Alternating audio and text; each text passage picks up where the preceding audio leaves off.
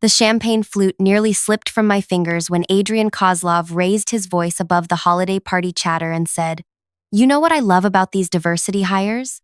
They bring such interesting perspectives to our quarterly reports." His eyes locked on mine across the crowded ballroom, and every conversation around our table died. Like Priya here probably calculates profit margins using an abacus her grandmother taught her, right? The laughter that followed felt like acid in my chest. 23 executives at our table, including the CEO, and not one person looked uncomfortable. Adrian continued, emboldened by their silence. "I bet she still sends half her paycheck back to, where was it again? Some village that doesn't have running water?" More laughter. Louder this time. I forced my expression to remain neutral, the way I'd trained myself during 3 years at this consulting firm. Adrian wasn't finished. "Maybe we should start accepting rupees as payment. Really embrace that global mindset, you know?" He gestured toward me with his whiskey glass, and I noticed his wedding ring catching the light. Though, I suppose people like Priya wouldn't understand real American business culture anyway. Different values, different work ethic. Before I dive deeper, could you please take a few seconds to tell me in the comments where you're listening from? Because I want to know where my story is reaching. And please like, subscribe, and hit the bell. Because what happens next is something I never could have planned, and you need to hear how this ends. My name is Priya Mehta, and I've been working at this major consulting firm for 3 years. I've never missed a deadline, never complained about the 70-hour weeks, never pushed back when clients demanded impossible timelines. I thought excellence would speak for itself. I was wrong. That night, December 15th, I excused myself from the table and walked to the hotel bathroom. My hands were steady, but my mind was racing. I pulled out my phone and called the one person who always knew what to say. "Hey, beautiful, how's the party?" David's voice was warm, tired. My husband had been working late cases all week. "David, I need to tell you about something that just happened." I kept my voice low, describing Adrian's comments word for word. I mentioned his full name, his position, the specific things he'd said about immigrants and American business culture. David went completely quiet. I could hear papers rustling in the background. "Priya, say that name again."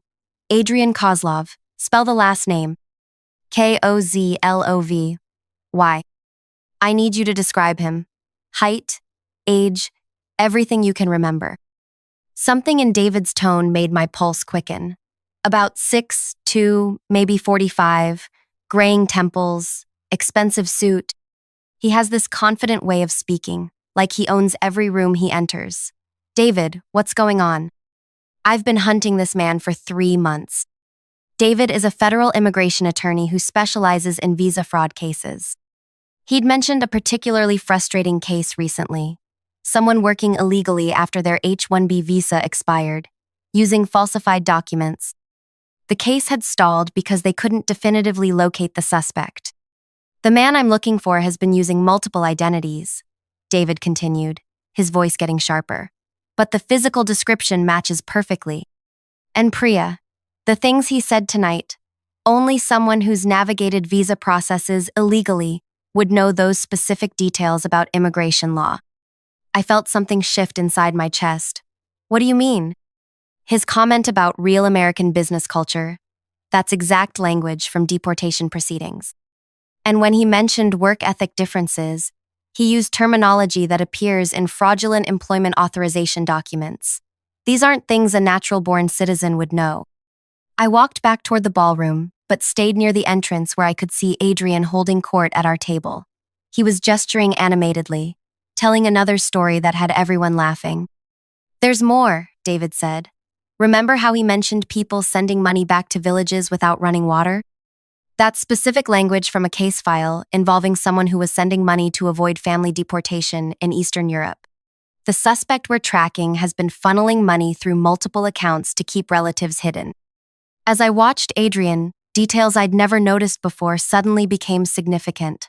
The way he'd tense slightly when HR mentioned the new employment verification requirements. How he'd quickly changed the subject when someone asked about his childhood.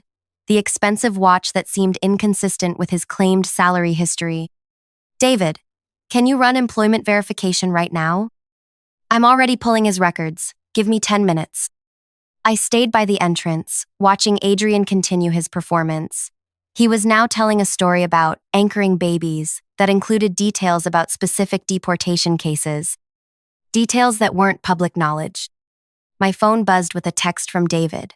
Employment authorization expired 14 months ago, using falsified social security number. I'm calling federal enforcement now. Everything suddenly made sense. Adrian's intimate knowledge of visa processes, his defensive jokes about immigrants, the way he'd built his entire career on projecting authority while living in constant fear of discovery. How long before they arrive? I texted back. 45 minutes, maybe less. I returned to the table and took my seat. Adrian was mid-story, describing how his grandfather had built their family business from nothing. Real American entrepreneurship, he was saying. That's what built this country. People who understood the value of hard work and didn't expect handouts.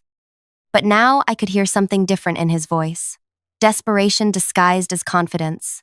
The grandfather's story was carefully rehearsed, too polished. He was performing American identity the way someone might rehearse lines for an audition. 20 minutes passed. Adrian excused himself to take a phone call, and when he returned, I noticed sweat on his forehead despite the cool ballroom temperature. Someone had probably warned him that federal agents were asking questions at the main office. You know what I love about this company? Adrian announced suddenly, his voice slightly too loud. We really understand merit. We don't get caught up in all this diversity nonsense. We hire the best people, period. But his eyes kept darting toward the exits. He was calculating escape routes. 35 minutes after my call with David, I saw two men in dark suits enter the ballroom. They spoke briefly with hotel security, then scanned the room. When their eyes found Adrian, he was reaching for his coat. Adrian Kozlov? The taller agent's voice carried across our table. Everyone turned. Adrian's face went completely white. We need you to come with us. There are some questions about your employment authorization. The silence at our table was deafening. Adrian stood slowly, his hands visibly shaking now. I think there's been some mistake. No mistake, sir. We have enforcement papers. As they led Adrian toward the exit, he looked back at our table with an expression I'll never forget. Pure terror. The same terror he'd been projecting onto others all evening. The CEO found his voice first. What the hell is happening? One of the agents spoke without looking back. Mr. Kozlov has been working illegally for 14 months. His H-1B visa expired, and he's been using fraudulent documents to maintain employment. I watched 23 executives try to process this information. The man who'd spent the evening ridiculing immigrants, questioning their right to belong, their work ethic, their understanding of American business culture, was being arrested for immigration fraud. The irony was devastating. Every joke about real Americans had been projection from someone living in terror of exposure. His dismissive comments about people like me not understanding American business revealed that he was exactly what he'd been mocking, someone whose entire career was built on a lie about belonging. But the most crushing part was still coming. As security escorted Adrian through the ballroom, Janet from HR pulled up his employment file on her tablet. Her voice was barely a whisper. His grandfather, the family business story he's always telling. She'd found the real records. Adrian's grandfather had fled Eastern Europe during wartime, the same region Adrian was about to be deported to.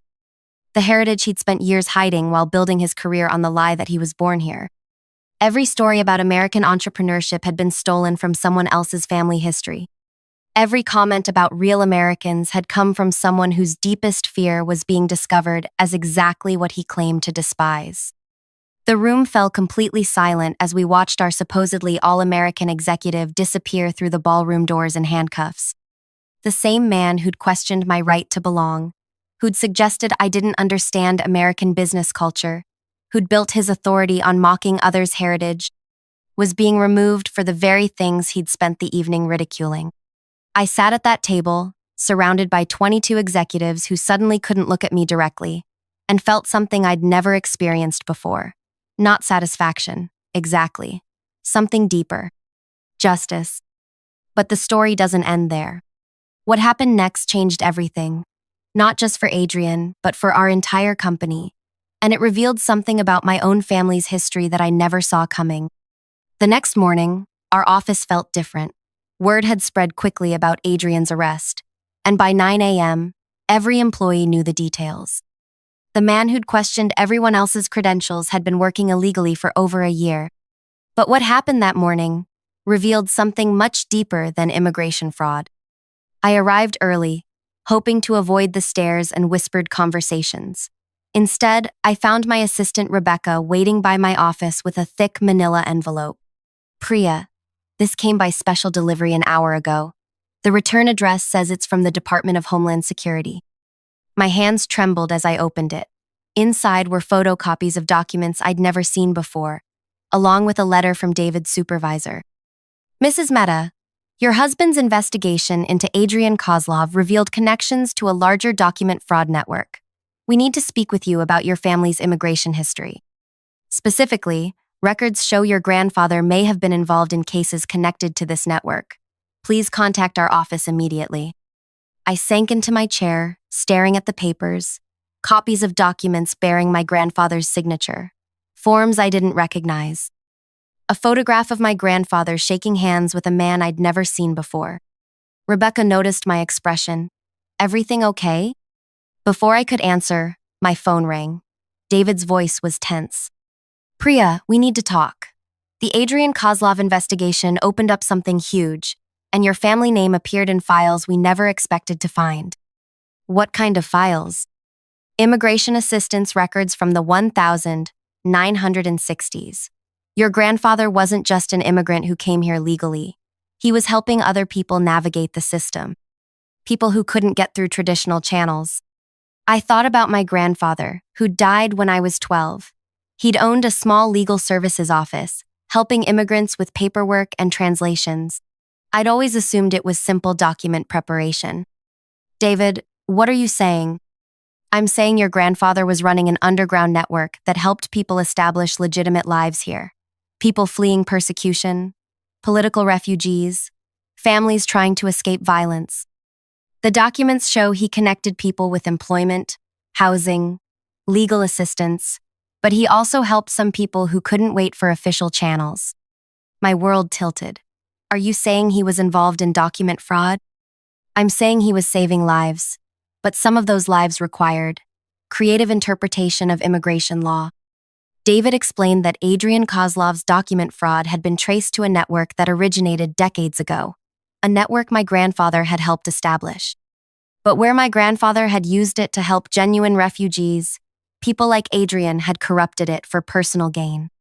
There's more, Priya. Adrian wasn't the only one. We've identified at least 12 other executives at major companies who've been using documents connected to this network. And they all have one thing in common. What?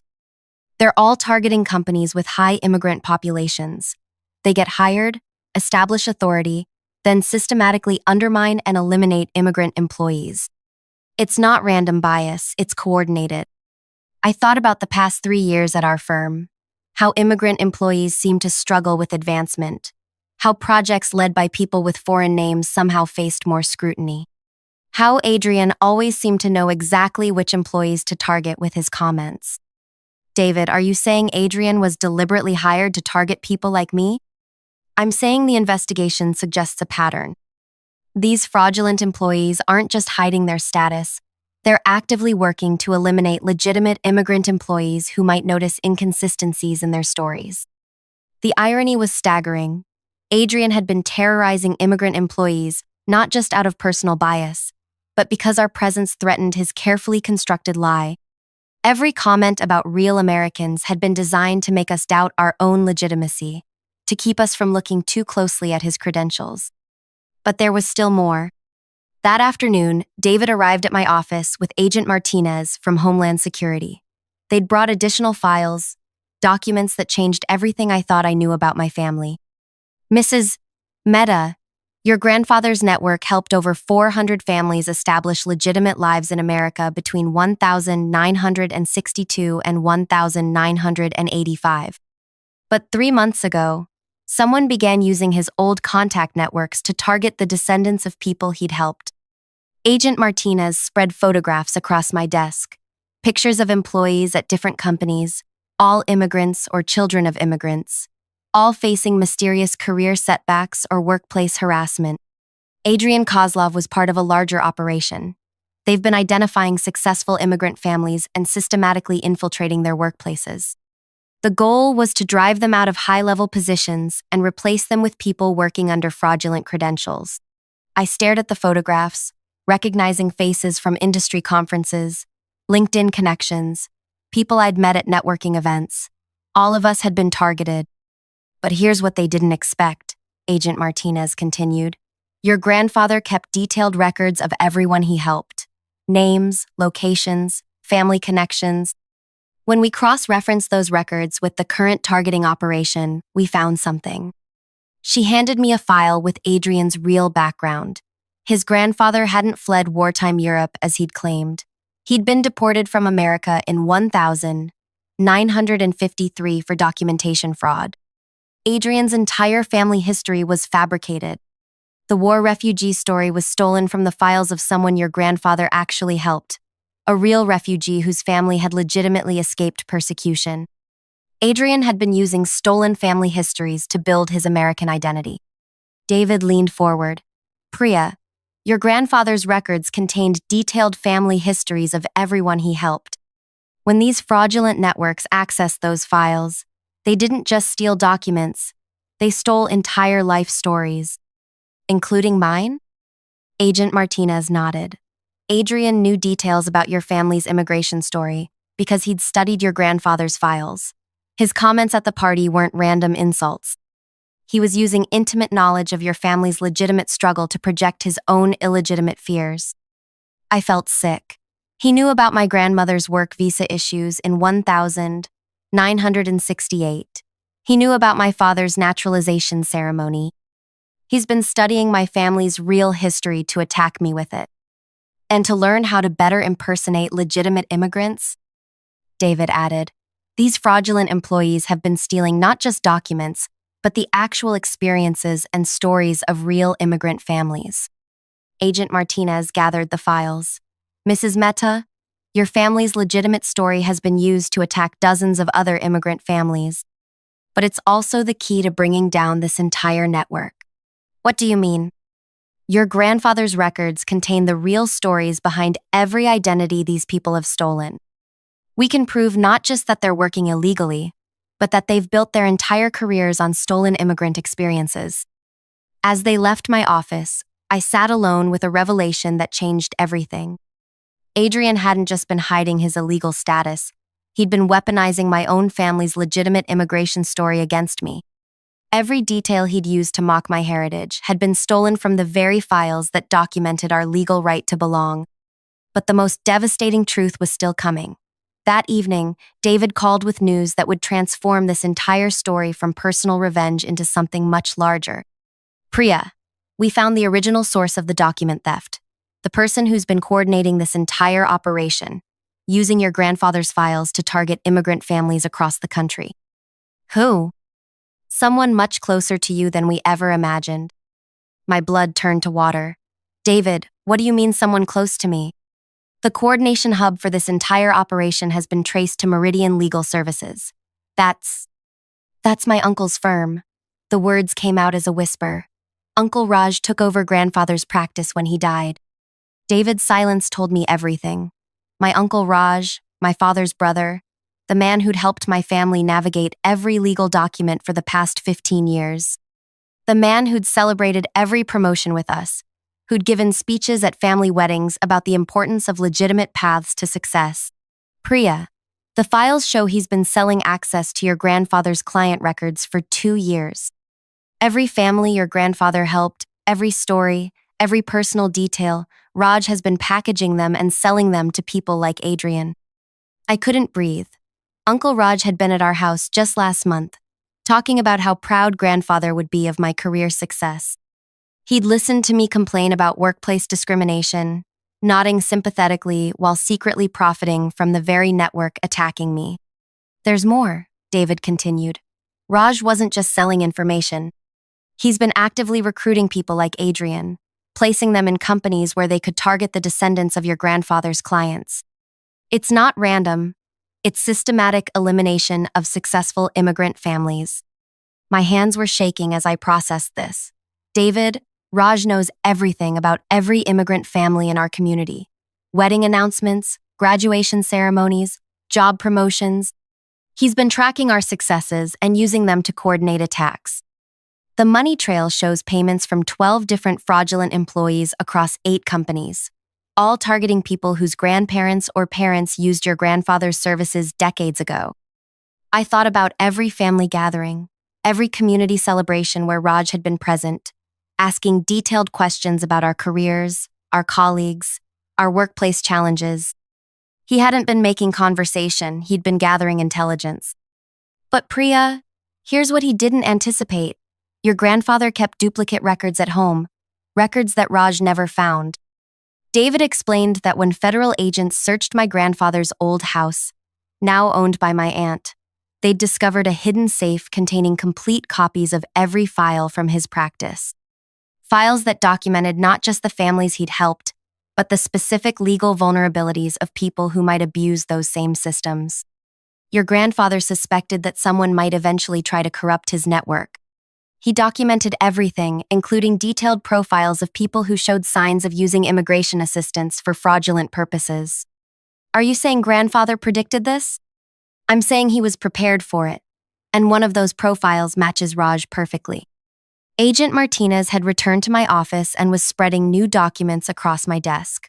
Files in my grandfather's handwriting, dated 1983, describing his concerns about his own son's friend, a young man named Raj, who'd been asking suspicious questions about document preparation and client family histories. Your grandfather wrote detailed notes about Raj's behavior patterns, how he showed excessive interest in which families had become successful, how he kept copies of documents he wasn't supposed to have access to, how he seemed to resent the success of people he'd helped. I read my grandfather's notes, written in the careful script I remembered from birthday cards. Raj displays concerning patterns of entitlement and resentment. He believes families who achieve success owe him continued compensation, recommend limiting his access to sensitive client information. But grandfather had died before implementing those limitations, and Raj had inherited everything. David, how many families has he destroyed? We're still calculating. But based on the paper trail, at least 60 families across 15 states have been targeted by people using documents and information that Raj provided. The scope was staggering. Raj had turned my grandfather's legacy of helping immigrants into a weapon against their children and grandchildren. He'd weaponized our own community's success stories. Agent Martinez handed me another file. Mrs. Mehta, we need your help with something.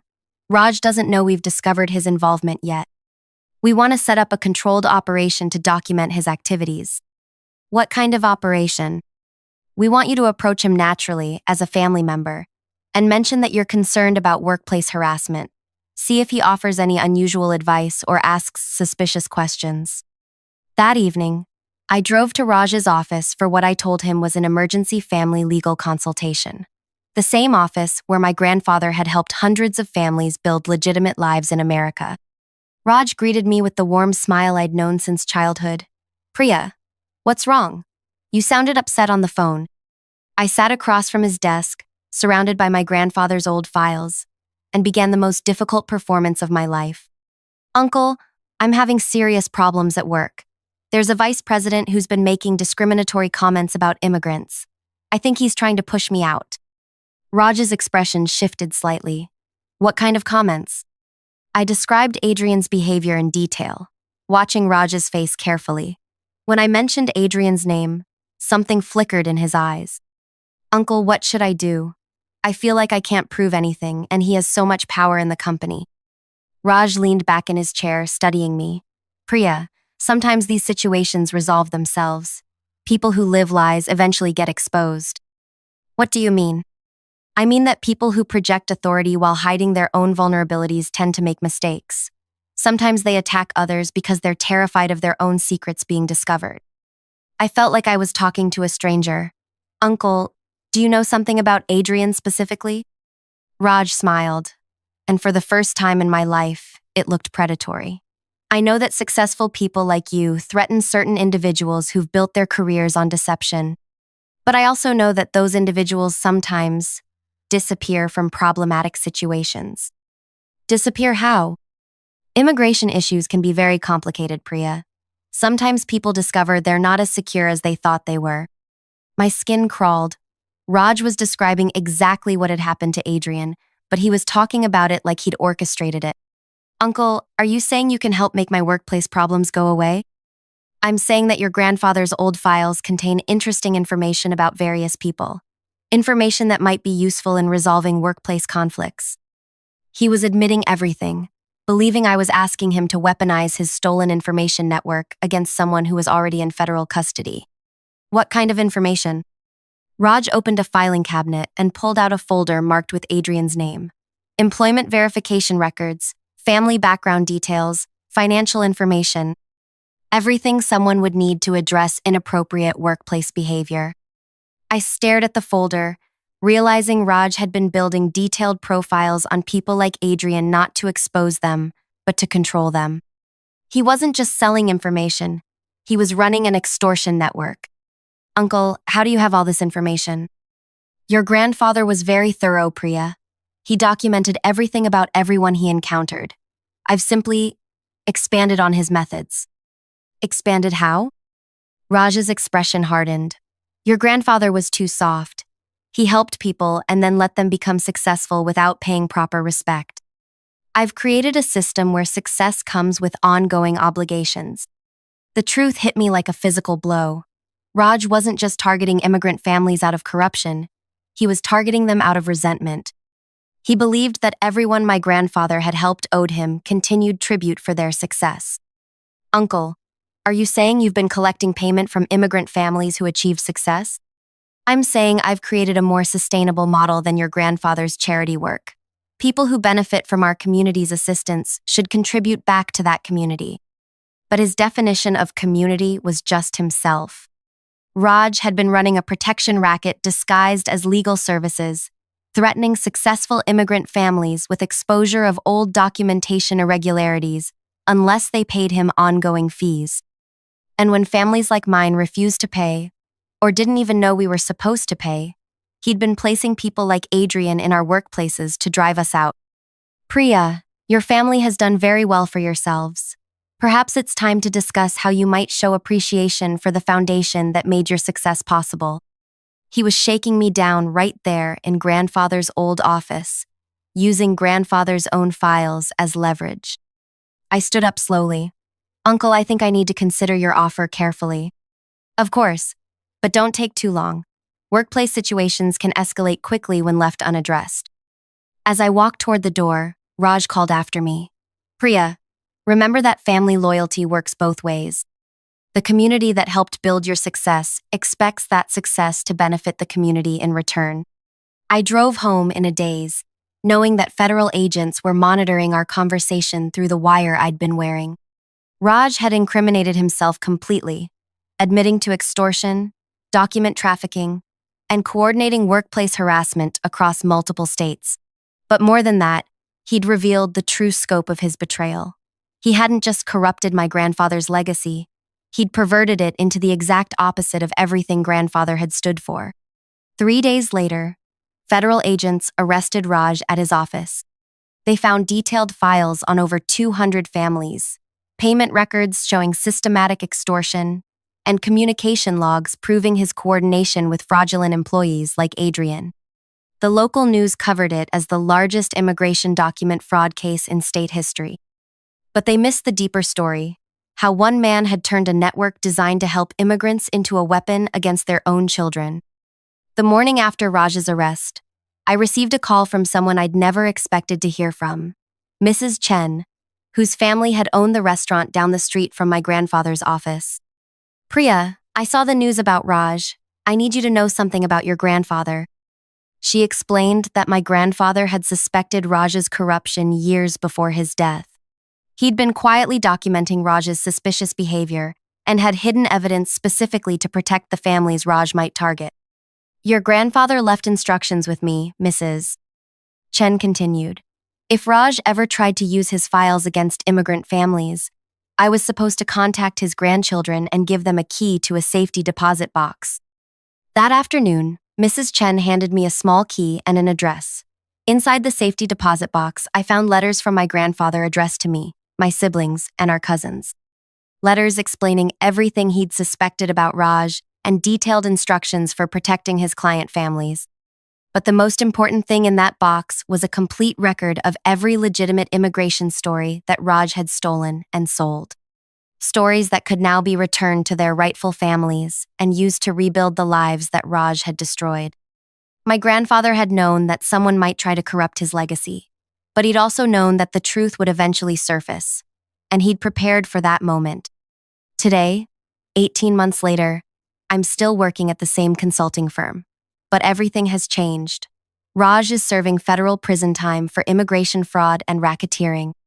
Adrian was deported and is facing additional charges for identity theft, and the network they'd built to target immigrant families has been completely dismantled. More importantly, my grandfather's original client assistance network has been rebuilt under federal oversight, helping legitimate immigrant families without the corruption that Raj had introduced. But the most meaningful change has been personal. I've learned that belonging isn't something others can grant or take away. It's something that exists regardless of what people like Adrian or Raj think about our right to be here. That night at the holiday party, when Adrian mocked my heritage and questioned my understanding of American business culture, he had no idea that he was attacking someone whose family had built the very networks he was exploiting. He was questioning the legitimacy of someone whose grandfather had helped create the systems that made his own fraud possible. The irony was perfect, but the justice was better. If this story reached you, if it made you think about the people in your workplace who project authority while hiding their own insecurities, please let me know in the comments. And if you've experienced workplace harassment or discrimination, remember that the truth always surfaces eventually. Sometimes it just needs the right moment to emerge. Please like this video if you believe that justice can come from the most unexpected places. Subscribe if you want to hear more stories about standing up to people who abuse power, and hit that notification bell, because sometimes the most important stories are the ones that almost never get told.